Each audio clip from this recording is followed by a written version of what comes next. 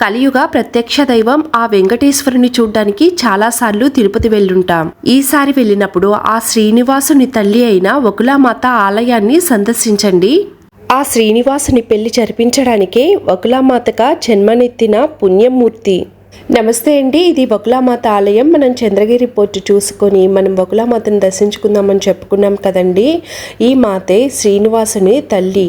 ద్వాపర యుగంలో తన పెళ్లి జరిపించలేదని బాధపడుతున్న తల్లి యశోదకు ఇచ్చిన మాట కోసం కలియుగంలో వకులామాతగా శ్రీనివాసుని రాక కోసం ఎదురు చూసి పద్మావతితో వివాహం జరిపించిన మాత.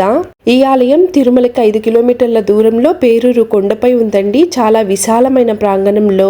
ఫుల్ వీడియో తీశాను కానీ డిలీట్ అయిపోయింది. అందువల్ల చిన్న షార్ట్ వీడియోతో మీకు ఎక్స్ప్లెయిన్ చేయడానికి ప్రయత్నిస్తున్నాను.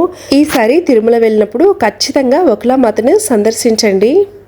వందల ఏళ్ల పాటు ఆధ్యాత్మిక వెలుగులు నింపిన దివ్యక్షేత్రం, పవిత్ర పుష్కరిణి మరియు దప్పిక తీర్చే నారద తీర్థం ఉన్నాయి. తిరుమలకు నడిచి వెళ్లే ఎందరో భక్తులకు ఆశ్రయం కల్పించి మరెందరో నిరాశ్రయుల ఆకలి తీర్చిన దివ్యధామం. అది కలియుగ ప్రత్యక్ష దైవం శ్రీనివాసుని తల్లి వకులామాత ఆలయం.